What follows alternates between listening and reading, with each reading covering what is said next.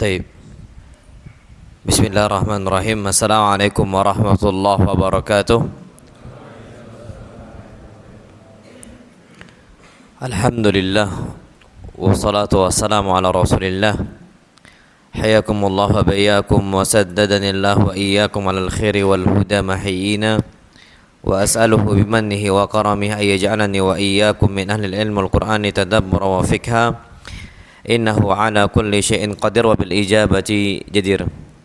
Alhamdulillah, kita lanjutkan kajian kita. Ana masih di Dumai di sini, dan insyaallah di materi subuh ini adalah zaman kita bukan zaman putus asa. Taib. Kita perlu tahu Allah Subhanahu wa taala ciptakan manusia sebelum adanya teknologi kecanggihan yang ada saat ini. Itu pun enggak boleh putus asa. Jangan sampai kita ini banyak ngeluh.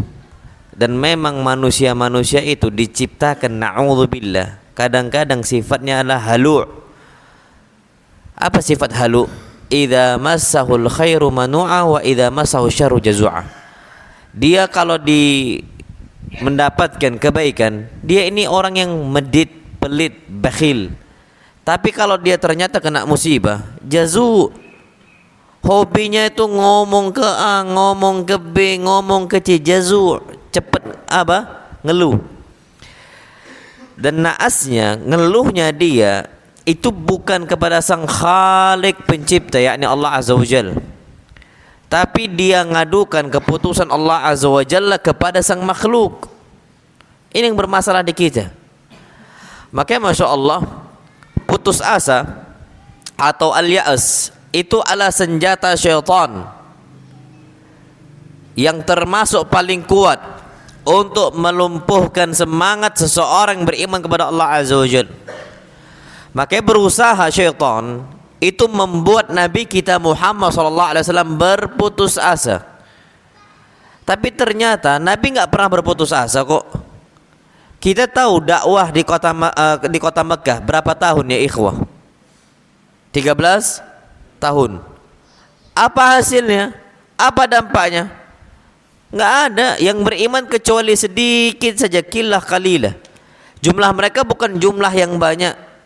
Jumlah mereka jumlah yang asing. Dan bahkan sebagaimana hadis Nabi kita Muhammad SAW, beliau katakan, Bada al-Islamu ghariba. Islam itu mulai dalam kondisi asing. Wa sayaudu ghariban kama bada. Nanti di akhir zaman akan kembali asing, sebagaimana awalnya asing. Fatuba lil ghuraba. Maka beruntunglah orang-orang dianggap asing. Ketika itu jumlah Nabi kita Muhammad SAW bukan jumlah yang banyak nominalnya. Yang bisa didakwahi oleh Nabi kita Muhammad SAW itu semisal ratusan orang. Tapi yang menerima ya cuma sedikit saja. Apakah Nabi putus asa? Enggak. Nabi berusaha pindah tempat lagi. Beliau masuk ke Taif lagi. Beliau berdakwah sampai 10 hari berjalan kaki. Ana turun dari bandara itu 100 kiloan. Taif itu ya sekitar lah, kalau digenapkan itu 100 kilo dari Mekah ke Taif. Ana semisal turun di Pekanbaru, diminta sama ikhwan Dumai, Ustaz, antum ngisi kajiannya ke Dumai. Fadhal, ana tunggu jemputan antum. Enggak Ustaz, jalan kaki. Enggak akan datang ana. Wallah enggak akan datang. Tapi Nabi kita Muhammad SAW jalan kaki 10 hari. 10 hari. Dari Mekah ke Taif enggak pernah putus asa. Karena beliau itu berusaha untuk berdakwah. Beliau berusaha untuk bisa orang-orang itu mendengarkan Islam. Dan bahkan kalau bukan karena jasa Nabi kita Muhammad SAW, ma sami'na bihadzal Islam, kita nggak akan pernah kenal agama Islam. Makanya ketika di Taif pun Nabi kita Muhammad SAW Allah timpakan dengan musibah. Apa kata Nabi SAW? Illam yakun bika ghadabun alayya fala ubali illa anna afiyataka hiya awsa'uli. Kalau seandainya engkau enggak murka kepada saya, engkau timpakan musibah ini dalam kondisi engkau enggak murka, aku enggak akan pikirkan, terserah. Masya Allah. Tapi ya Allah, afiah engkau, keselamatan dari engkau, itu saya harapkan. Masya Allah. Ini Nabi kita Muhammad sallallahu alaihi wasallam. Makanya di dalam Al-Qur'an Al-Karim kita itu diperintahkan oleh Allah Azza wa Jal untuk tidak berputus asa. Justru orang-orang yang melakukan memiliki sifat al-ya'as, al-qunut, al-qanut, itu adalah mereka posisinya adalah posisi orang-orang kafir aslinya. Orang yang nggak mau berusaha, sikit-sikit nggak bisa, belum dicoba, dia baru tengok aja masalah, aduh kayaknya nggak akan bisa. Ini masalah di kita. Belajar nahu, belajar sorof, belum apa-apa udah bilang nggak bisa. Padahal belum apa? Dicoba, coba dulu, bismillah. Makanya Allah Subhanahu wa taala berfirman, "Innahu la yai'asu min rauhillah illal qaumul kafirun." Sesungguhnya tidak ada yang dia itu berputus asa dari rahmat Allah Azza wa Jal kecuali orang-orang apa? Kafir. Sifatnya sifat orang kafir, na'udzubillah. Dia tidak pernah mengagungkan atau menghormati keputusan dari Allah Azza wa Jal. Allah putuskan kepada kita itu dua hal. Pertama ikhtiar, yang kedua apa? Tawakal. Kita belum nyoba, kenapa putus asa? Pun kalau udah nyoba gagal, kenapa nggak coba lagi? Makanya Masya Allah, Nabi Nuh alaihi salam berdakwah untuk umatnya itu alfasanatin illa khamsina ama, 1000 tahun kurang 50 tahun. Berarti berapa total? 950 tahun. Apa kata Ibn Abbas? Amana ma'ahu samanuna insanan. Yang beriman bersama Nabi Nuh itu cuma 80 orang. Makanya kata Allah, wa ma amana ma'ahu illa qalil. Tidak beriman bersama Nabi Nuh kecuali orang-orang sedikit. Kata Ibn Abbas, samanuna insanan. Apakah menyerah Nabi Nuh untuk berdakwah? Jawabannya nggak pernah. Kita ini hidup baru berapa tahun, belajar baru berapa tahun. Jangan berharap jadi Syekhul Islam Ibnu Taimiyah dalam umur 2 tahun belajar, ya ikhwah. Harus gigih. Sekarang banyak orang-orang, na'udzubillah, dibuka kelas bahasa Arab, baru dicoba 1 bulan 2 bulan gugur semua. Ada namanya itu seleksi alam. Seleksi apa? Alam.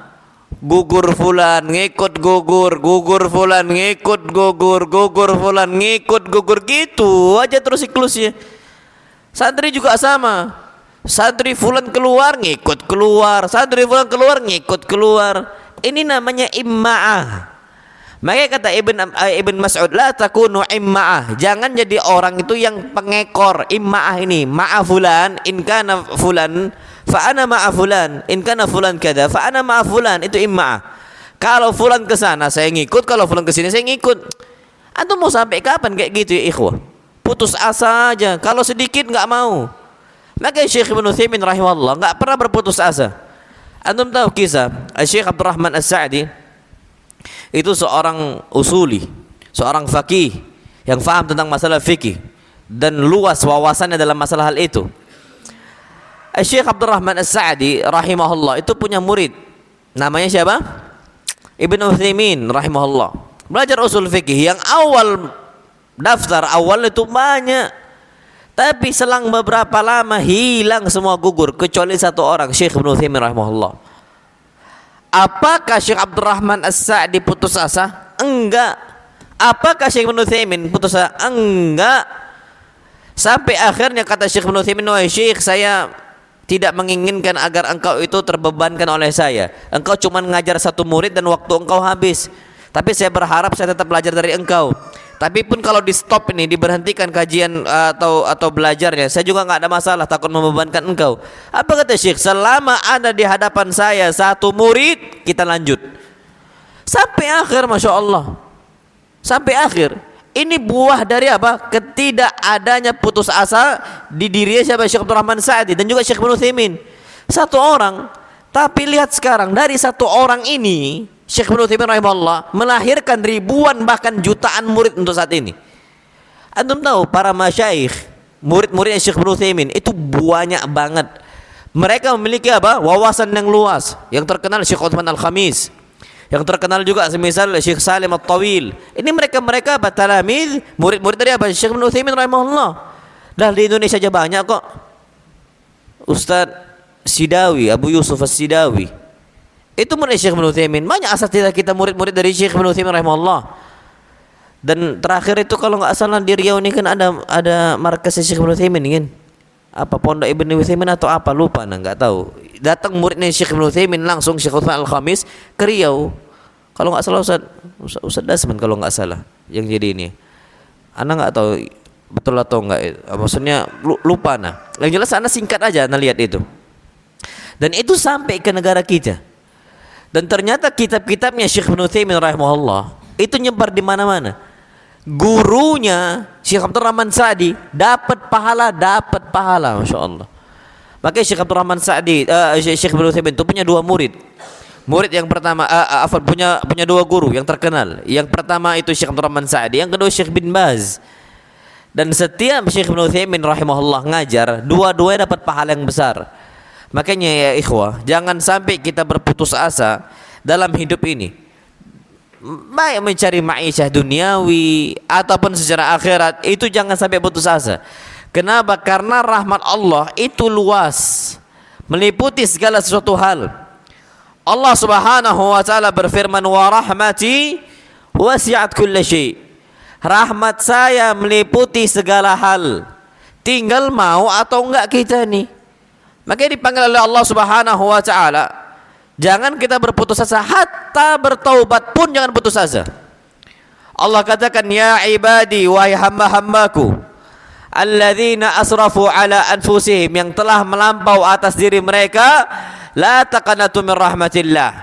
Janganlah putus asa dari rahmat Allah Subhanahu wa taala. Ini sebabnya kenapa? Karena Allah Subhanahu wa taala mengampuni segala apa? Segala dosa. Dan bahkan Masya Allah, sifat yang pertama tadi sudah Anda sampaikan, mereka adalah orang kafir. Yang kedua, apa kata Allah Subhanahu wa taala dalam surah Al-Hijr? "Wa may yaqnatu min rahmati rabbih illa dhallun." Tidak ada yang berputus asa dari rahmat Allah Subhanahu wa taala kecuali orang-orang yang menyimpang. Udahlah, yang pertama kafir, yang kedua apa? Menyimpang, nggak ada bagusnya. Orang putus asa tuh nggak ada bagusnya sama sekali. Nggak usah jauh-jauh. Antum tahu Al-Kisai? An-Nahwi. Ahli apa? Nahwu, minan nuhat, termasuk ahli nahwu. Al-Kisai ketika awal belajar nahwu itu sulitnya Masya Allah, sama lah kayak antum. Belajar i'rab mungkin apa? I'rabnya kada. Ini kadang-kadang mumet pening malah kita ya kan. Tapi akhirnya Al-Kisai rahimahullah itu mundur awalnya. Ketika keluar dari majelis, dia bersandar di sebuah tembok. Di samping dia bersandar itu ada seekor semut membawa satu potong kecil roti. Dibawa oleh satu apa? Semut. Naiklah semut tadi, manjat dinding tadi, manjat tembok. Ketika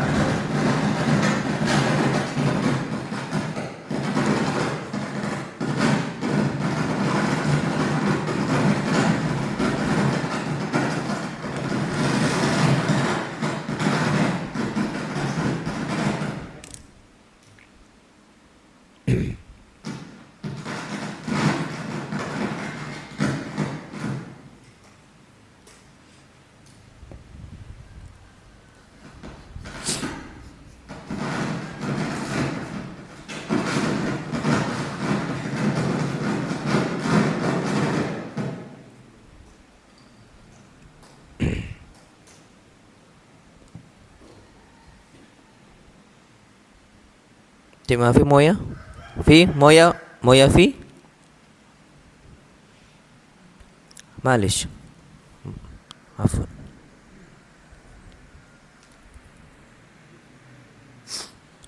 مويه في يا طلاب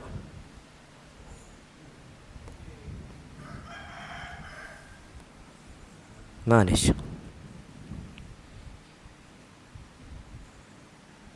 طيب kita lanjutkan lagi.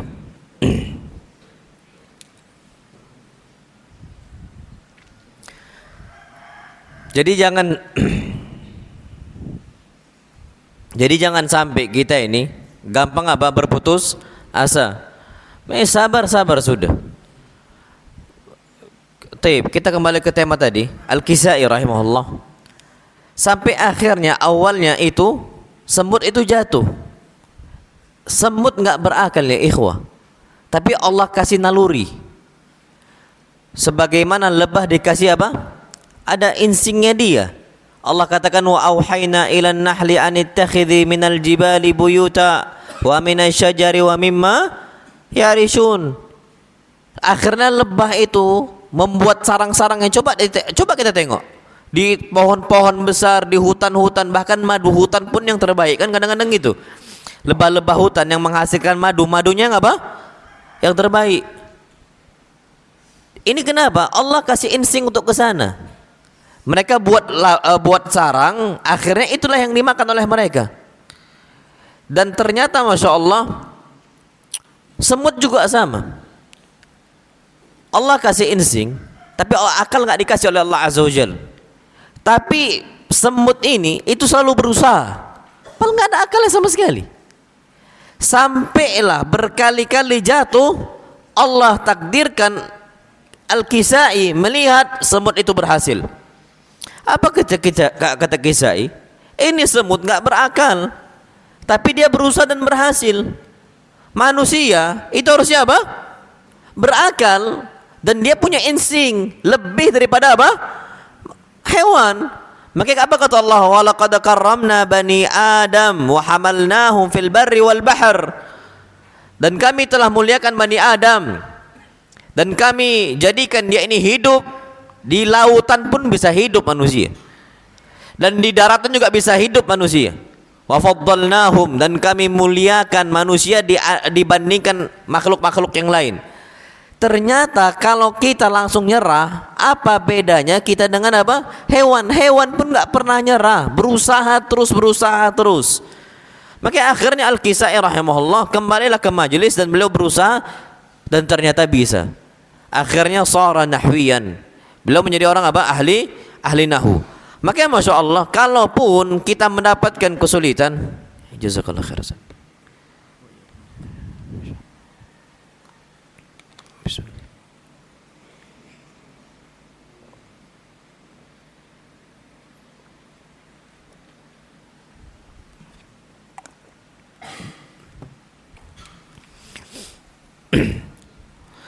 Taib. Walaupun Masya Allah ada banyak kesulitan, tapi percayalah, kesulitan yang kita dapatkan berbarengan dengan itu ada banyak kemudahan. Jangan dikira kemudahan itu datang setelah kesulitan. Enggak. Antum jangan dalam benak kita ini kesulitan itu kemudahan itu datang setelah kesulitan. Enggak. Kemudahan datang berbarengan dengan apa? Kesulitan. Makanya Masya Allah, tidak usah jauh-jauh. Apa kata Allah? Fa inna ma'al usri yusra. Bersama kesulitan, ma'iyah, disebutkan ma'iyah itu ketika berbarengan. Sesungguhnya bersama kesulitan ada apa? Kemudahan. Bedanya di mana? Ada orang yang gelap, akhirnya sulit dapatkan kemudahan itu. Ada orang yang terang, mudah dapatkan apa? Solusi dari itu atau kemudahan itu. Nggak usah jauh-jauh. Contoh lo ya, contoh. Ketika orang mendapatkan kesulitan, ada orang tuh susah banget solusinya keluar. Sebenarnya ada solusi di saat itu. Kenapa bisa jadi maksiat, bisa jadi putus asa? Ini yang bisa nutup apa? Solusi. Tapi kalau orang rajin sholat, kita tahu as-sholatu nur, was-sabr dia cahayanya apa? Sabarnya apa? Cahaya. Sholat juga apa? Cahaya. Akhirnya dia akan tahu kemana solusinya. Dia nggak buta. Makanya Nabi ketika mendapatkan kesulitan, apa kata Allah? Wasta'inu bis-sabri was-shalah. Minta bantulah kalian dalam menyelesaikan perkara kalian. Yang pertama dengan sabar, lanjutkan dengan apa? Salat. Karena as-sabr dia, sabar ini cahaya. As-salatu nur. Salat juga apa? Cahaya. Dan ternyata betapa banyak masalah yang jelimet itu bisa selesai ketika kita bersabar dan kita salat. Bukan dengan cara putus asa. Ana ambil contoh Masya Allah, Tabarakar Rahman. Nabi kita Muhammad SAW sebagaimana kata Hudzaifah, kana Rasulullah sallallahu alaihi wasallam idza hazabahu amrun shalla. Nabi ketika mendapatkan kesulitan maka beliau salat. Selesai masalahnya.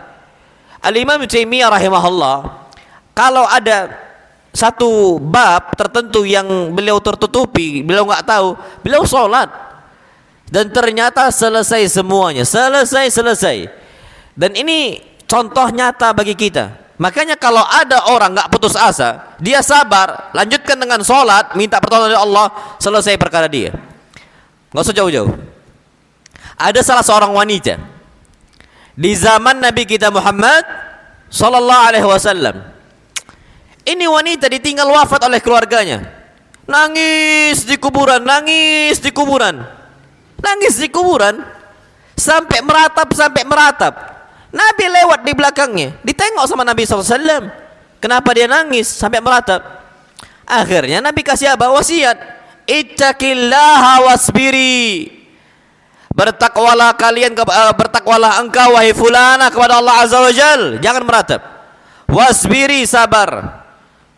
Antum tahu apa jawaban ini wanita? Ilaika anni fa innaka lam tusab bi musibati. Jauhlah engkau dari saya. Dia enggak tahu itu Nabi SAW karena dia nengok ke sana, Nabi di belakang. Ilaika anni fa innaka lam tusab bi musibati. Engkau menjauh dari saya karena engkau tidak kena musibah seperti musibah saya. Dia enggak tahu musibah Nabi gimana. Dari awal Nabi yatim, enggak pernah jumpa dengan abahnya. Dari kecil ummahnya meninggal, dari kecil diurus kakek-kakeknya meninggal, di tahun yang sama dua-duanya meninggal, pamannya meninggal sama siapa? Istri meninggal. Nabi punya 6 anak, 5-5-nya semua meninggal. Qasimnya, Abdullahnya, Ibrahimnya, Ruqayyahnya, Ummu Kulthumnya, semua meninggal kecuali satu, siapa? Fatimah. Dengan gampangnya dia ngomong, ilaika anni fa innaka lam tusab bi musibati. Jauh engkau dari saya, engkau enggak kena musibah seperti musibah saya.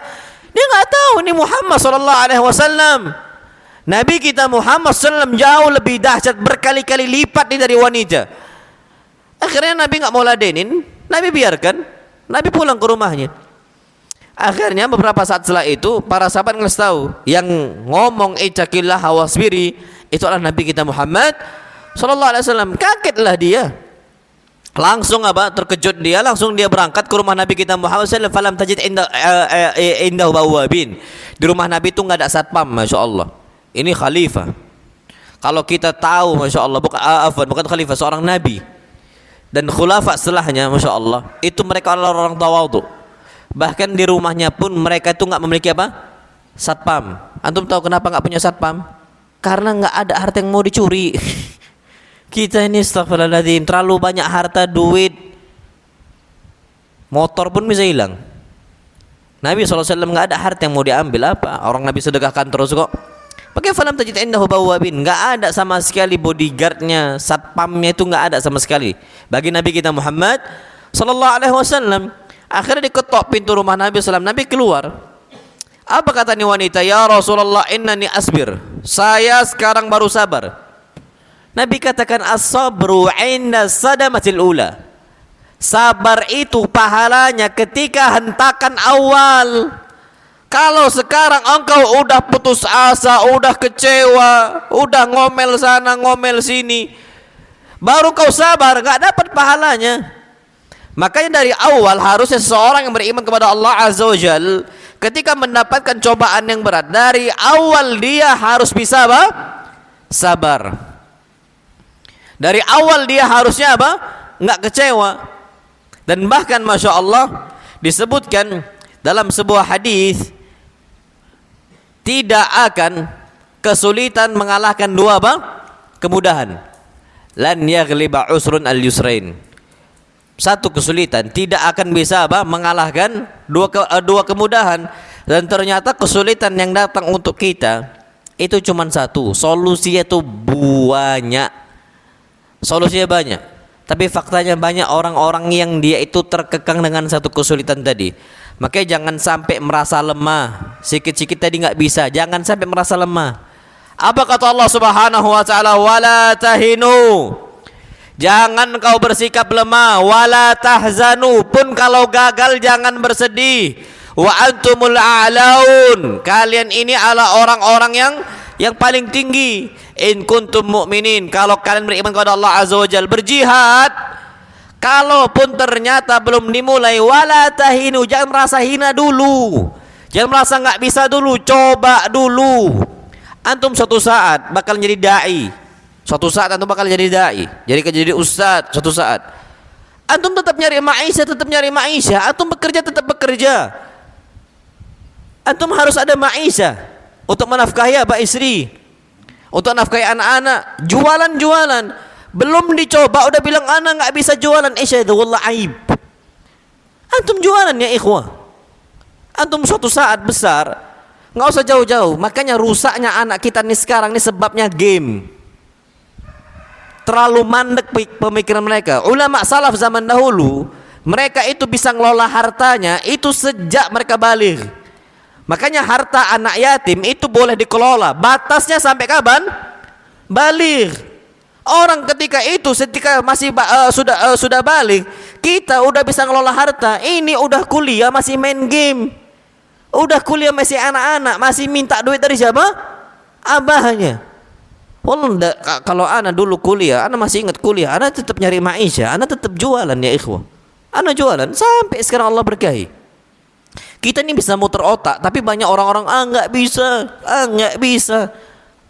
Nabi SAW itu punya aset di mana-mana dari dulu beliau mulai untuk berdagang. Sampai ketika Nabi pun sudah menjadi dai, harta Nabi, aset Nabi itu banyak sallallahu alaihi wasallam. Kambing Nabi banyak sallallahu alaihi wasallam. Perniagaan Nabi itu besar sallallahu alaihi wasallam. Nabi udah jadi bosnya gitu. Antum bangun dari sekarang. Bisa. Tapi faktanya belum apa-apa, udah merasa apa? Merasa hina. Merasa nggak bisa. Nawarkan dagangan pun malu. Cuman ngomong pun malu. Makanya anak sering sampaikan kepada ikhwah-ikhwah yang punya anaknya, sebenarnya anak antum introvert itu gara-gara dikasih HP. Harusnya nggak boleh itu. Harusnya dunia luar tuh dia harusnya luas, bisa berkomunikasi, bisa ngomong sana ngomong sini. Dia bisa bangun relasi, dan orang-orang yang bangun relasi itu adalah mereka-mereka yang maju. Mikirnya itu masa depan. Apa yang dia pikirkan di masjid? Yang dia pikirkan di masjid itu bagaimana dakwah bisa berkembang, bagaimana wakaf kita, bagaimana sedekah kita. Ketika dia di luar masjid, dia bahas tentang masalah bisnis, usaha tijarahnya dia. Ini harus ada. Nah sekarang terbentuk orang-orang itu berpangku tangan dengan apa? Dengan dunia. Berpangku tangan, udahlah anda cukupkan dengan di tangan apa yang di tangan manusia. Wallah aib. Aib banget gitu. Makanya setiap muslim itu memiliki apa? Memiliki usaha. Bukan berarti kalau kayak gitu nggak boleh mengambil istilahnya upah dari ngajar. Silakan ngambil upah dari ngajar. Wallah halal. Silakan. Tapi agar kita nggak terhina, kita punya apa? Punya usaha. Ke depan nanti antum akan jadi dai dan pengusaha. Antum tahu di markas Syekh Al-Albani rahimahullah di Yordan sekarang udah ditutup sama pemerintahan karena dibilang Wahabi.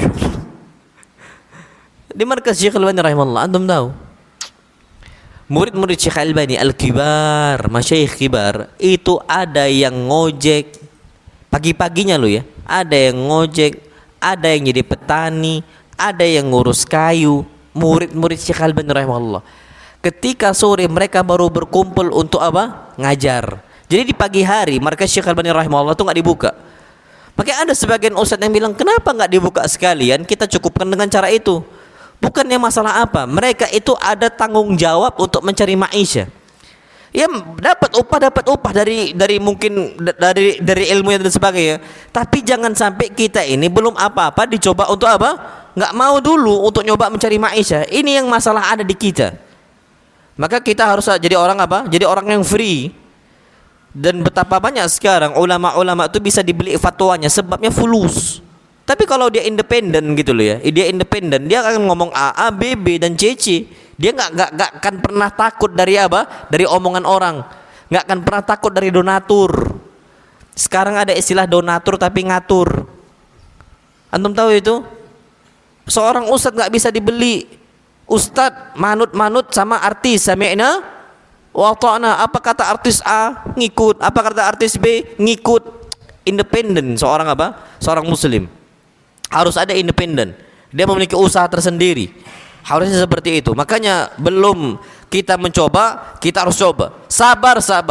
Dan insya Allah Allah akan membersamai kita. Allah firmankan innallaha ma'as sabirin. Sesungguhnya Allah bersama orang-orang sabar. Kalau ternyata kita jatuh, sabar aja dulu. Dan disebutkan inna nasrallahi qarib. Allah, pertolongan Allah itu sangat dekat untuk kita. Tinggal mau sabar ataukah tidak. Itu yang perlu kita ketahui. Fasbir inna wa'dallahi haq. Sabarlah engkau, sesungguhnya janji Allah itu apa? Benar. Dalam dakwah sabar aja terus, konsisten. Yang Allah inginkan itu bukan nominal pengikut, nominal jamaah, nominal gaji, bukan, tapi berkah. Tapi apa? Berkah. Kalau nominal jamaah, orang yang paling merugi siapa? Nabi Nuh 950 tahun, jamaahnya cuma 80. Ya Allah. Antum santri berapa orang di sini? Lebih kan 80? Lebih lah, 80 orang Nabi Nuh 950 tahun. Makanya rugi, pasti rugi kalau hitungannya nominal. Tapi yang Allah inginkan bukan nominal, tapi apa? Berkah. Sama gaji juga sama. Allah nggak menginginkan nominal. Yang Allah inginkan apa? Berkah. Kalau itu sudah cukup, sudah selesai. Fatawakkal 'ala Allah. Kita bertawakal kepada Allah Subhanahu wa taala. Dan insya Allah kalau kita bertakwa, yang penting intinya bertakwa, ya ja'allahu makhraja. Allah akan kasih jalan apa? Keluar. Jangan putus asa. Ini sering ana sampaikan, enggak usah jauh-jauh. Hajar. Enggak usah jauh-jauh, Hajar. Dibawa oleh Nabi Ibrahim di sebuah lembah. Tidak ada tanaman, berarti nggak ada air, nggak ada hewan, nggak ada yang bisa dimakan, nggak ada yang bisa diminum. Tapi dibekali oleh Nabi Ibrahim. Diletakkan Hajar dan anaknya Ismail di lembah ghairi dzi zar'in. Tidak ada tanaman. Kalau nggak ada tanaman, berarti nggak ada apa? Air. Karena kenapa? Allah katakan waja'alna minal ma'i kulla syai'in hayy. Allah jadikan segala makhluk itu bisa hidup. Sebabnya apa? Air. Tapi kalau tanaman nggak tumbuh, tandanya nggak ada air. Taib, ketika dipaksa tinggal di sana, apa kata Hajar? Apakah kau akan tinggalkan kami di sini? Diam aja Ibrahim.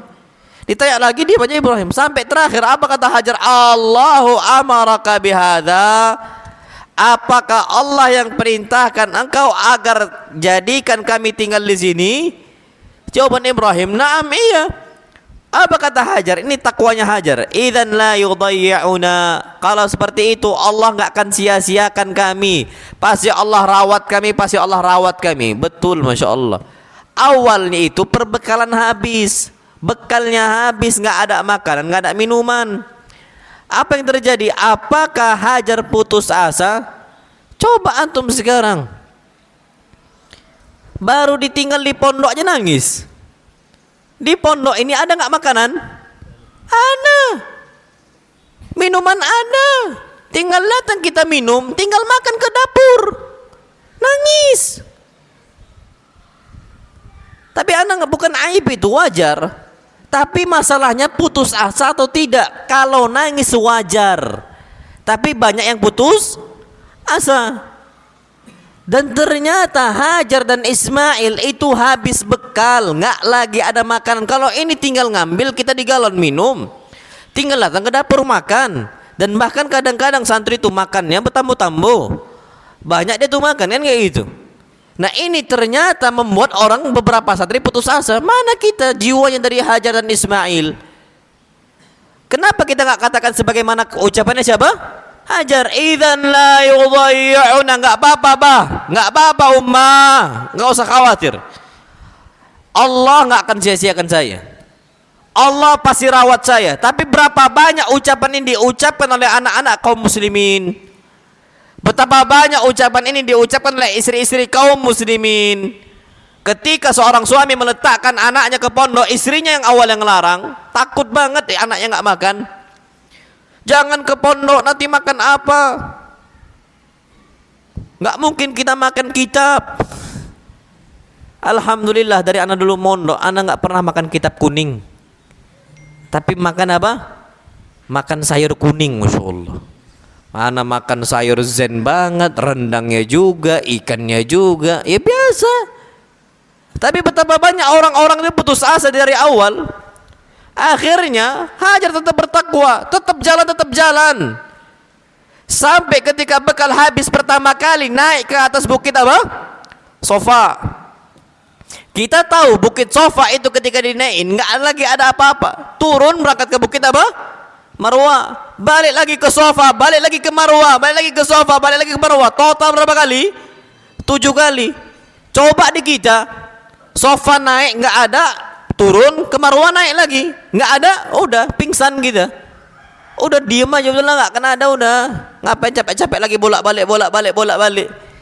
Tapi kalau Hajar enggak, ini wanita lemah yang lemah akalnya, bolak-balik berkali-kali ikhtiar. Ternyata Allah jadikan rezekinya Hajar dan Ismail bukan di tangannya Hajar, di tangannya siapa? Ismail, di kakinya Ismail. Nggak kebayang di kita. Apa kata Allah? Wa may yattaqillaha yaj'al lahu makhraja wa yarzuquhu min haitsu la yahtasib. Allah kasih rezeki dari jalan yang enggak disangka-sangka. Enggak nyangka dari Ismail yang enggak bergerak sama sekali. Yang di tempat itu aja sudah, yang nangis-nangis. Di situ rezekinya Allah kasih. Dan faktanya rezeki untuk orang-orang beriman itu dampaknya, efeknya bukan untuk mereka aja sampai akhir zaman. Zam-zam ini sekarang apakah khusus untuk Hajar dan Ismail saja atau untuk akhir zaman? Sampai akhir zaman. Sampai kita pun di Dumai bisa merasakan air apa? Zam-zam. Saking mulianya yang Allah berikan untuk apa? Hajar dan Ismail. Buah dari tidak putus asa. Itu wanita, itu anak kecil, dan santri di sini udah dewasa. Antum udah dewasa, coba berusaha bismillah. Berusaha untuk menjadi apa? Yang terbaik insyaallah subhanahu wa ta'ala. Maka yang perlu kita ketahui, Nabi kita Muhammad SAW pernah bersabda, Allah berfirman, ini hadis qudsi, ana inda dhanni abdi bi falyadhunna abdi ma syaa, in dhanna khairan fa khairun wa in dhanna syarran fa syarrun. Aku ini bersama prasangka hambaku, silahkan hambaku berprasangka apa yang dia mau. Kalau dia berprasangka baik maka dapat kebaikan, kalau dia berprasangka buruk maka dapat apa? Keburukan. Coba jadi orang tuh jangan prasangka buruk terus, ujung-ujungnya udah putus asa.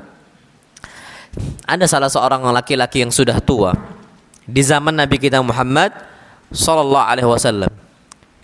Ini laki-laki sakit demam tinggi. Nabi datang, Nabi jenguk. Ketika Nabi jenguk, Nabi katakan la ba'sa tahur insyaallah. Antum tahu la ba'sa? La ba'sa itu enggak apa-apa. Jadi kalau antum jenguk orang sakit, itu jangan nampakkan khawatir. Sampai mereka udah kanker stadium 4 pun antum datang, la ba'sa, enggak apa-apa itu. Jangan sampai antum sakit apa? Kanker. Stadium berapa? 4. Waduh pula tuh lagi. Harusnya nggak boleh gitu ya ikhwah. Antum harus ngomong, bangunkan optimis, jangan sampai dia kecewa putus asa. Lah mas, nggak apa-apa, udah itu nggak apa-apa, aman. Selama kita hidup ada rezeki kita, aman. Labas, tahur insyaallah. Ini sebagai apa? Pembersih dosa, nggak apa-apa, aman.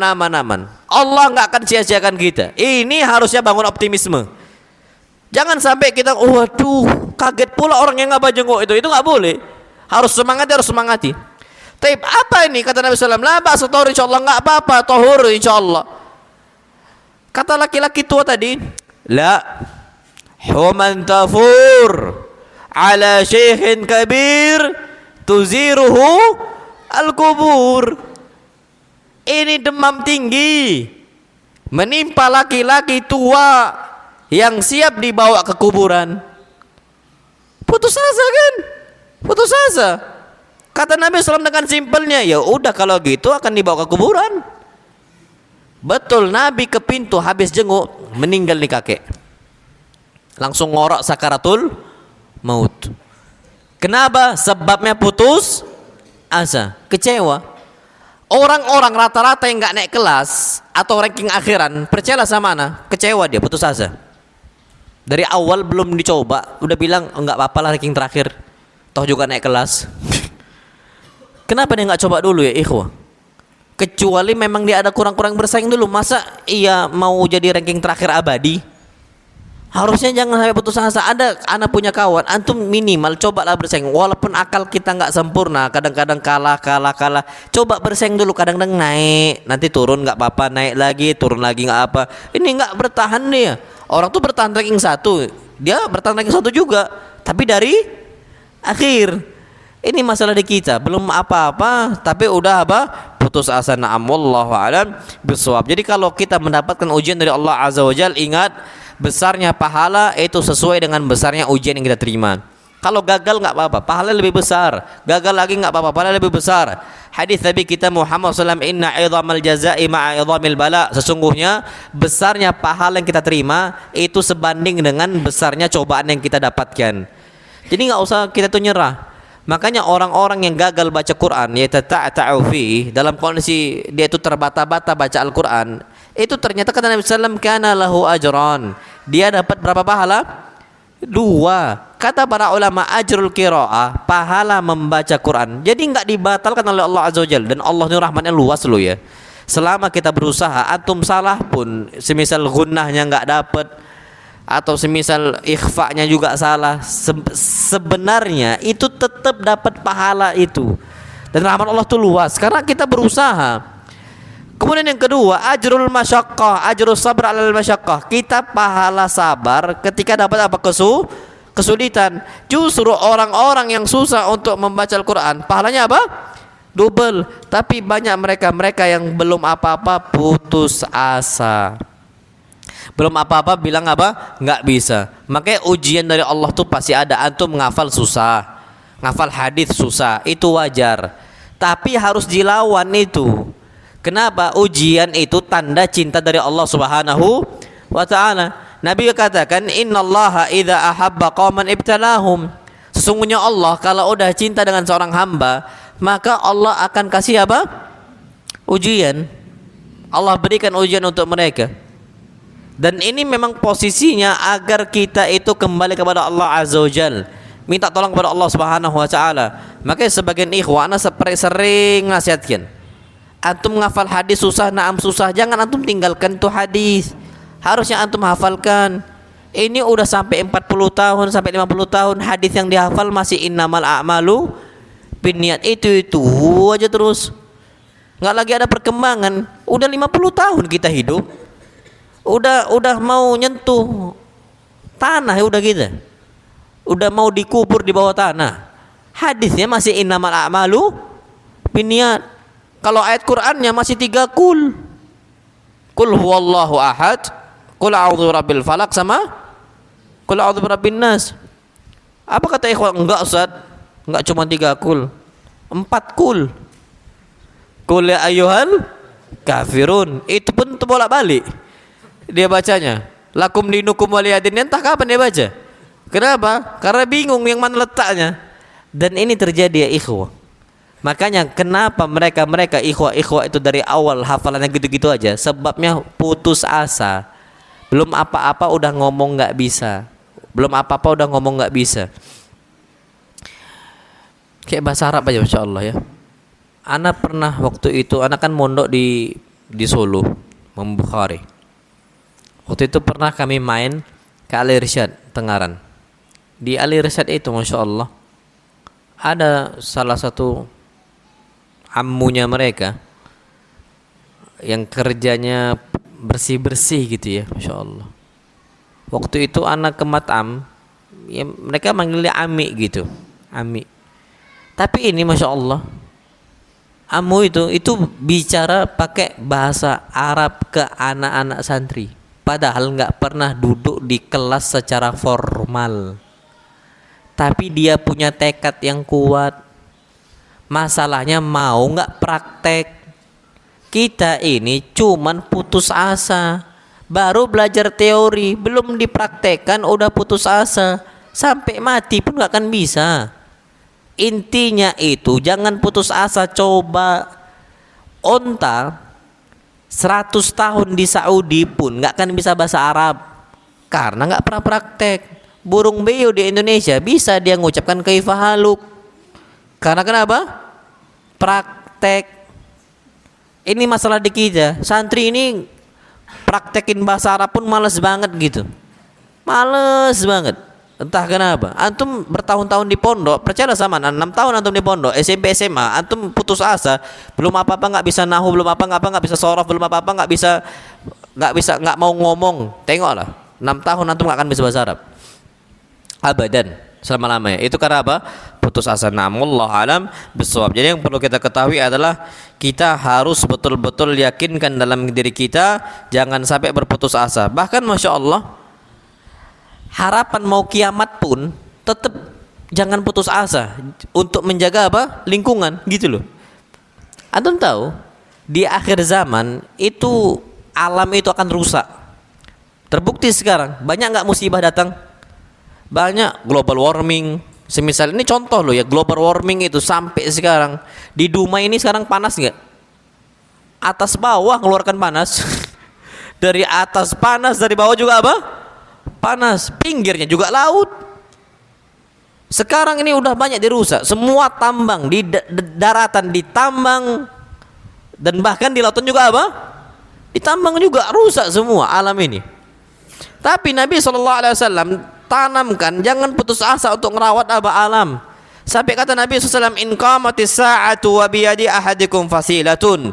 Kalau ternyata hari kiamat hendak tegak nih, matahari mau terbit dari mana? Dari baratnya. Maka kata Nabi SAW, kalau kalian memiliki fasilah ini bibit pohon, fa in istata'a alla yakuma hatta yaghrisaha falyaf'al.